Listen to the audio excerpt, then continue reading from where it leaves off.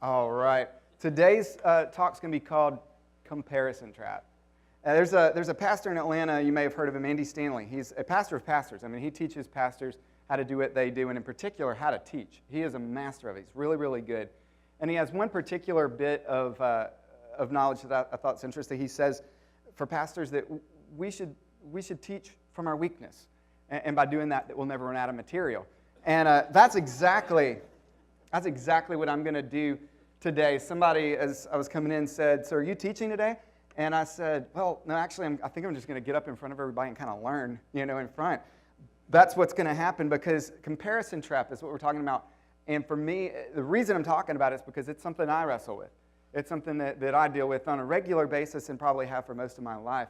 And I realize it, well, not for the first time, but I'm reminded of it by an event that rolled out just a little bit ago. I was walking on the beach with my little girl. She's 3 years old in October, so she's a little bit.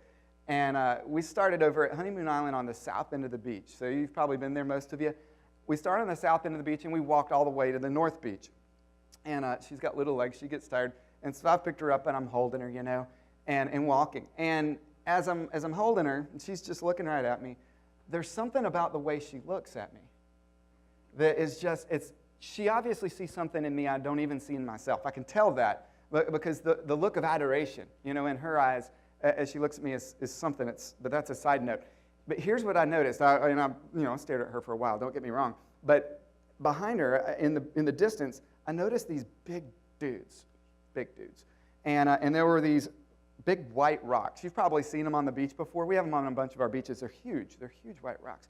And these guys are picking these rocks up, and then they're launching them as far as they can, and they're competing against each other to see who could throw them the furthest. And so I observed for probably 5 whole minutes, I'll admit. And so I've got my little girl right here. So they don't even know I'm observing because line of sight, right? It looks like I'm looking at her and I'm watching them.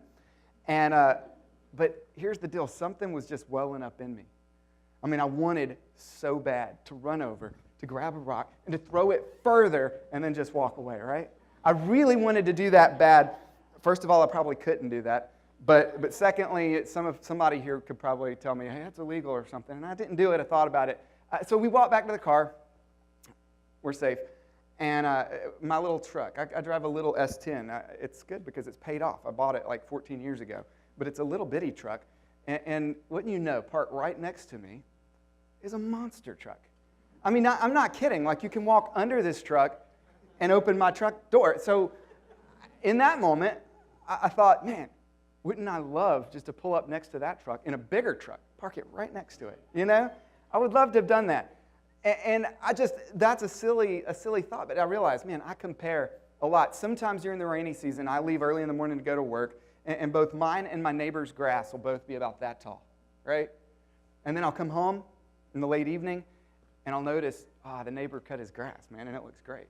Meanwhile, my grass is still that tall. And so wouldn't you know that I have to get out there and cut the grass. I can't let my neighbor's yard look better than mine, not even for a whole day, right?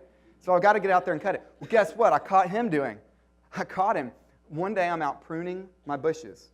And I have to admit, I'm pretty good at it. Like, I can make them nice and round, And so I'm pruning my bushes when I see the blinds next door, right? Yeah. 5 minutes later, he's out there. Of course, I'm like this, and he's got that. But whatever. He's out there pruning his... But for a minute, I feel better. I realize I'm not completely alone. He was comparing his yard to mine, right? He's got to get his bushes looking as round and perfect as mine. So I began asking people about it. Hey, do you struggle with this? Like, do you think a lot about what other people drive compared to what you drive? Do you think a lot about what kind of houses other people live in compared to the houses you live in? About where you go out to eat compared to where they go out to eat, or where you vacation based on where they vacation? And the truth is, I find that most of us do. Like, it sounds like a lot of us compare ourselves to the people around us, and it's an effort to kind of look and say, am I okay based on, okay, so they're like that, and am I okay? And but as I compare, I realize, well, get this, I compare my tendency to compare myself to other people with other people's tendency to compare themselves to other people, and for a moment, I feel better in comparison, which is sick. I mean, it's absolutely sick. I realize we've got an issue with comparing, and it started probably for most of us really young, like when we're little bitty and we're like, my daddy's bigger than your daddy. Oh, yeah, my daddy could beat your daddy up. And then we didn't grow out of it. And we became teenagers. Our parents became slightly concerned, mainly because of the money that it cost to keep this going. But because we were like, oh, I have to wear these clothes. I have to have that phone.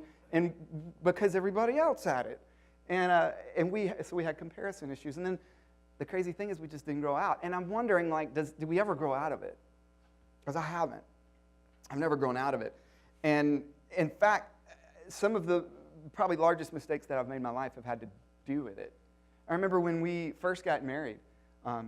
In my hometown back in Georgia, the deal was you went to high school, college, you got married, and when you got married, you bought a big, nice house and a set of matching SUVs, right? And that's what everybody did. Now, we didn't stay around, so we weren't like all of the folks that grew up in our hometown. We moved off, but there's social media, and so nevertheless, we're reminded day after day of all the houses that everybody's buying and all the new cars that everybody's driving. And so we just felt this impulse. And so an impulse buy happened. We bought a house. Wrong house, wrong place, wrong time. We bought a house. If you got an impulse buy like happened, get a candy bar. Because I'm going to tell you, the house was not easy to dig our way out of. That was not good. And I wish that I could say that was the last time that we made a decision like that based on what we saw other people doing, but it wasn't.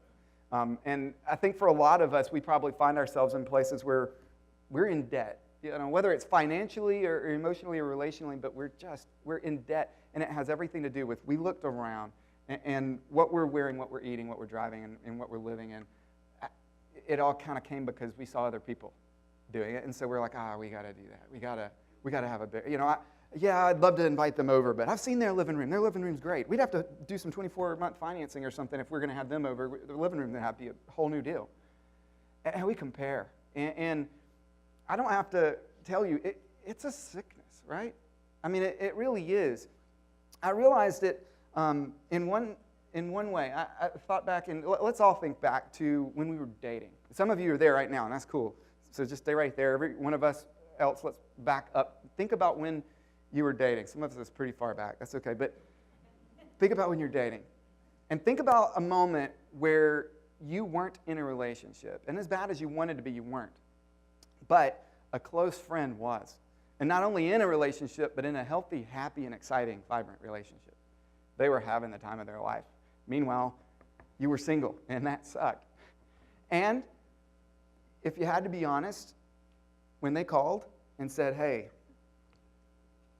yeah, it didn't work out. Yeah, just sorry. I mean, the relationship's over. I don't know what to do. In that moment, on the other end of the phone, you were going, I am so sorry. Right? And you secretly rejoiced at their failure, at their hurt and at their pain. And yet they were close. These are the people that thought that you cared about them. Right? I said, man, that's sad. That's a sickness. Oh, it's pure evil. That's what it is. That's how we know that it exists, because we exhibit it. That's evil, man. If we really can rejoice at others' failures. But I'll go a step further and say that, I mean, could we even right now, maybe some of us think, or all of us think, who is it that you would probably secretly find enjoyment in someone else's failure? Like, who is that person? It could be a coworker gunning for a position, promotion you've wanted, haven't gotten yet. Or it could be the neighbor that got to remodel their whole house and you're just not there yet. Or it could be a family member that, hey, they're still on their first marriage and it's going great. But just think for a moment, who is it that, and I'm only talking about secretly, but secretly you would rejoice if you heard that they were failing at something. It could be somebody whose kids just seem to excel a little bit beyond your kids academically or in their behavior or in their sports. And if you heard that they didn't make that team or get into that school, you would be more than okay with it.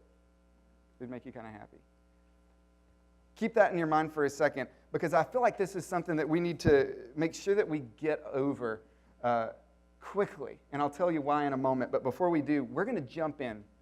I don't want us to sit here in the cesspool of misery. I believe that the misery isn't brought on by our own life situation, but instead it's brought on by us comparing our life situation to a life situation that we wish we had, that we see in somebody else. I'm not okay with that. And so in an effort to fix this, especially when I'm thinking about what we do with the social media and what we see posted on Facebook, Instagram, all this, what's weird about it to me is that I realize we're looking at somebody else's outtakes, gag reels, bloopers. No, we're not, are we? We're looking at their highlight reel. But what we know is that behind the scenes, what's going on in our life, we know the reality of it, but all we see in theirs is the highlight reel. Because this is like your own PR stunt. Whatever you put on Facebook, I get a new car, I'm going to put that on Facebook. My car breaks down, I'm going to have to go, I'm not going to put the old broken down car on Facebook, I'm going to put the new car on Facebook. I'm not going to put the payment that I'm having to make monthly on there, right? For all you know, we bought it outright. How can they afford $67,000? That's crazy. But we're going to fix this. Let's look. In the Bible, there's a book called Ecclesiastes. And if you haven't read it yet, I would encourage you to read it. I'll give you a fair warning, though. It's a book full of wisdom. It's amazing. It's not the most encouraging book in the world. So if you happen to be discouraged, venture into another book of the Bible. But if your encouragement level's up here and you want to seek some incredible wisdom, check out Ecclesiastes. But we're going to dive in a few verses at least today. This book was written by King Solomon. Solomon was the wisest man that ever walked the face of the earth. Because we know this, because rulers and leaders from all over the world would come and would sit at his feet just to hear his wisdom. He was also the richest man. His temple and his palace and loads of gold. And not only that, but relationally, he had like over 300 wives and over 600 concubines. I mean, this guy was what we would call the pinnacle of success. He had it all. And in his wisdom, he wrote some things that we can read today. And let's start in. Ecclesiastes 4:4 we'll go to. And he says this. He's just sitting back and observing humanity. And he says, "And I saw that all toil and all achievement spring from one person's envy of another." So he just makes this quick remark. Hey, I've sat back, I've watched, I've noticed. I believe that all the drive that's in humanity comes from people looking around at each other, comparing themselves to other people, becoming envious, and just setting to it. Man, they're going to win because they're winning. They're going to do better than them. So he just acknowledges this, and then he gives a quick summation of what he makes of that. He says, this too is meaningless. It's a chasing after the wind. He says it's meaningless, chasing after the wind. You can't catch the wind. If it's blowing through, how am I going to get it? It's gone. You missed it. You can't catch the wind. He's saying this is an endless cycle. It's a never-ending deal. If you really are going to be driven by your envy for what everybody else has, somebody's always going to have more, and you're never going to be fulfilled. You're never going to be satisfied. You're never going to be content. And so he says this is an endless cycle. It's meaningless. It's like chasing after the wind. Now, if we stop there, then we begin to think, well, is this Solomon guy saying, hey, give up? Strike out on ambition. Leave that at the door. Just settle. Be content with what you got. Meager life. Low success rate. Just deal with it and be cool with it. Is he saying that? I mean, we'd have to say, is he saying just fold your fingers and just sit still and do nothing?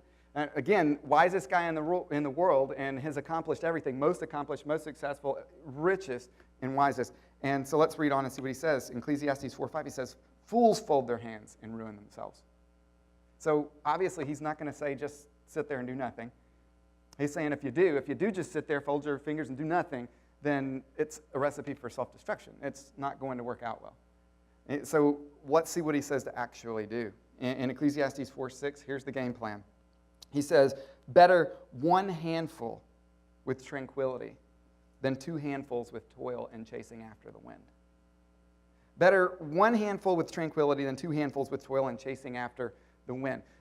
In the original Hebrew, this paints a very, very vivid picture. It's a comparison of two images, one being just two hands full, which is toil and chasing after the wind, just desperately grabbing, reaching, and then grasping and holding on to whatever you can get. It looks like desperation. It's like, I can't let go, I can't let go. And just reaching and grabbing for all you can get. While on the other hand, just one hand open. And this signifies it being open and you trusting God that whatever God chooses to put in it and whatever God chooses to take out, you're okay with, you're content with, and you'll be satisfied with. This is his image. And you see the desperation in that, right? Just reach and grab, and it's never ending. we kind of set a list. This is our grab list, if you will, and there's many more things we put on it. But this grab list, we look at people who are rich or people who are strong, smart, happy, pretty, funny, or successful, and we say, well, I need a little bit of added to that. Whatever they got, I need that plus I need to be richer, I need to be stronger, I need to be happier, prettier, funnier, or successfuler than they are. And we compare ourselves. We do. And Solomon says this is a never-ending cycle for you. You realize when you reach with one hand and you grab desperately and you hold on, and then you reach with the other hand and you grab desperately and hold on, and then you'll get in your sights what else you need to grab, but you only have two hands. And it's just an endless cycle of reaching and grabbing and holding and clinging. Instead, can you just be content to know that whatever drive God puts in you, don't be driven by comparing to say, hey, how am I doing? I'm a young married couple, dual income, no kids. What kind of house are they? What kind of house? And am I okay? Or hey, we got kids, and how are their kids behaving? How theirs doing in sports? And am I okay? Or that, hey, we're empty nesters, man. The kids have moved out, and RV trip around the world and cruises. And how am I doing okay? And just to stop comparing, because it's just a grasp and it's just chasing after the wind, that it just goes away. But could we be okay just doing this and saying, God, as you see fit? Because the crazy thing is the cycle looks like this. For many of us, we live in this land of and we just need a little bit of attached to whatever else everybody else has. And then there is the land of Est, that somebody is going to be the richest, the strongest, the smartest, happiest, prettiest, the funniest, and the most successful. Somebody's going to be that. And for some of us, the drive is so intense by this point. It's like an addiction that we can't let go of it. We've got to be that. We've got to be at the top. Isn't even good enough. I want to be the richest among my crowd, the richest. I want to have the biggest house in the neighborhood, the most expensive car in the driveway. And then, wow, this cycle. Well, he goes on to give us another example. And we don't know if this is a true story, someone that he knew, or a figure just to represent lots of us. But he tells us this story. Ecclesiastes 4:7-8. It says, "Again I saw something meaningless under the sun." He's amazing. He can start out with that, and we still read. "I saw something meaningless. There was a man all alone. He had neither son nor brother." And let me just say, in this day and time, and this is thousands and thousands of years ago, if he had no son and no brother, what that meant was that he had nobody to leave an inheritance to, because he wasn't allowed to leave an inheritance to a wife or a sister. He had to have a son or at least a brother if he was going to leave anything to anybody. And we continue on. "There was no end to his toil, yet his eyes were not content with his wealth." So although he had nobody to leave anything to, it says he wasn't content with his wealth. It implies that he was wealthy. This is a wealthy guy. He's accomplished. He's achieved. He's built something for himself. And yet he has nobody to leave it to. And he just keeps on working harder. He keeps on driving further until one day it hits him. And we read on. He says, "For who am I toiling?" he asked, "and why am I depriving myself of enjoyment?" All of a sudden he has this epiphany. He wakes up one day and says, "I am working my stinking butt off, and I'm not enjoying it at all. I'm getting further, so every day I feel like I'm getting further than that guy or further than that guy, and I'm building more than he has or more than he has. But in the end, for what? Where's this really going?" And then he gives us a quick synopsis. He says, "This too is meaningless. It's a miserable business." So he starts out by saying it's meaningless. It's chasing after the wind. And he ends by saying, if you're doing this, this is absolutely meaningless. It's a miserable business. Get out of it. Close up shop on that deal. I was talking to a businessman one day, and we were celebrating together this benchmark in his success. This particular day, he had sealed a deal that meant that his business was set. It was good. It was smooth sailing from here, just coasting, man. He had it made. And I just, was reflecting with him on all that he invested. He had invested money and he had invested time, but in reality, he had invested time away from his family and just always divided in his mind, just focusing on business. And so he was so business-minded and not really plugged in with his family. And I said, so what does this mean for you? You know, what's next? Are you going to unplug a bit, get to spend more time with the family? What does this look like? And he said, Brian, I'm addicted. He said, this is a game. I absolutely can't stop playing it. I've got to find out what's next. How do I move on and get bigger and better from here? And where I'm at right now won't suffice. I'm not satisfied. I've got to have more. And this guy is a lot like the guy we're reading about in Ecclesiastes. I mean, he'd achieved it, man. He'd achieved wealth, but he didn't know what to do besides just keep trying to achieve more. Because somebody out there was the richest, and it wasn't him yet. And that's why Solomon tells us it's chasing after the wind, because you know what? You can chase the wind all the way around the world, and you're never going to grasp it. You're never going to get it. And so, like, trying to catch up with the Joneses, man, there's always going to be some Jones out there that's richer, stronger, smarter, happier, prettier, funnier, or more successful than you are. There's always going to be somebody. And so Solomon says instead, hey, put one hand out.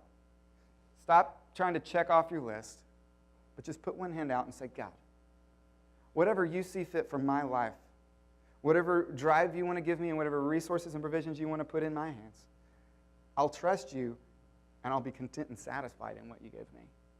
Because here's the crazy thing. We dream up dreams and we write out lists. And the wildest thing about it is that while we scheme and put it all together, God has bigger and better dreams, plans, and ambitions for our life than we could ever muster. And yet we want to control that, man, in hope that we'll someday check off all of our lists. And meanwhile, we're just building a life of misery. I mean, some of us live in houses that we once enjoyed before the neighbors remodeled their house. Some of us are out on ball fields with kids that we just dreamed about playing ball with one day, and now we're just not satisfied that this kid isn't as good as the other kids. And we're just, come on, get your head in the game, play harder, practice more. And we just push and push and push. And for some of us, we're pushing what we hope to achieve on others that we love, our spouses. And we just, just lose a little bit of weight. And in the name of you reaching your potential, we're just going to push you and push you and push you. And it really has everything to do with the way that we look around and to our right and to our left to say, okay, that's what they're like, and that's what they're like, am I okay? And that's what they're like, and that's what they're like, am I okay? And we judge ourselves by those things. And it's a miserable existence. It's a chasing after the wind. It's meaningless, and we'll never accomplish it. It's an unending cycle. And Solomon challenges us. He sets for us sort of a bottom line, that there is no win whatsoever in comparison. There's no win in comparison. Let me explain what that looks like for us as a church. We just wrapped up a series called Points of Passion. We started out, our first point of passion as a church, that is, if you just shook us up and popped the cork on us, what comes spewing out of us? We said the first thing, top priority thing, is this care and concern and love for people.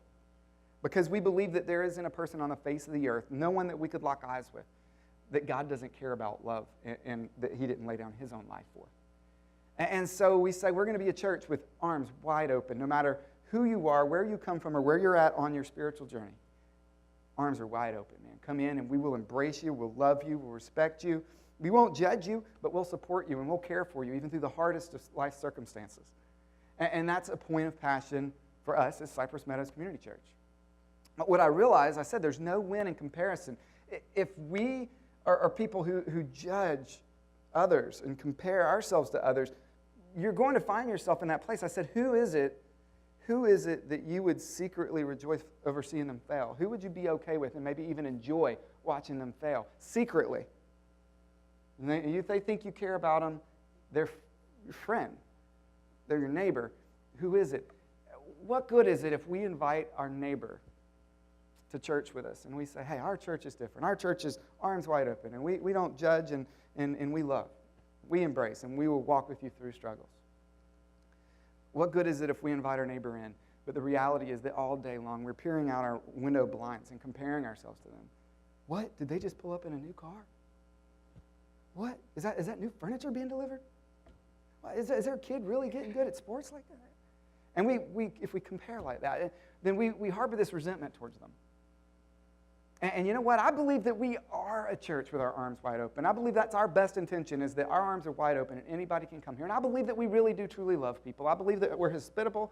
And I have watched as we walk people through the hardest of life circumstances without judgment and with pure love. I've watched that. But it just makes me wonder, though, as much good as I've seen in it so far, like what would that look like if we were free from the trap of comparison? If we weren't held captive to this, us comparing ourselves to other people, and if we could invite our neighbor in out of genuine love and none of this resentment, none of it, but just pure love. If we could walk people through hard relational times despite the fact that we may be in a hard relational time ourselves. Or if we could embrace and celebrate with folks who reach levels of achievement without saying, what? Why'd they get that before I did? I deserve that. Or if we could celebrate in the office. Man, I'm so excited that you got a promotion. That's awesome. Without just gritting our teeth and saying, just to think about what more difference we could make if that's how we were. And that's why my challenge to us today is just to live like this. Not desperate. Not in desperation. Not with everything we have and every fiber of our being trying to check off a list we've created for ourselves that's never ending. But just let that go. And with one hand, palm up, say, God, I trust you. And I know beyond a shadow of doubt that the plans that you have, the dreams that you have for my life is greater than my own, greater than I could ever come up with. And so I'm willing to say, God, I choose this day to be satisfied in you. Whatever you give me. And give me the drive to achieve. I believe that the church ought to achieve. I believe that people ought to peer in from the outside and see a group of successful people. I believe that when our kids are on the ball field that they ought to be playing really, really well. I believe that our kids should be achievers in academics like nobody else. I do.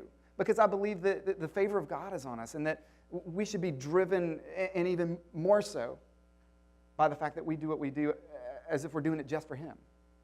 And with that drive and with that ambition, not this ambition and not this drive, but that we could achieve more. And that we could create a win-win situation where we're able to love on people with open hearts and open minds. And we're not struggling with the resentment, but we're genuine.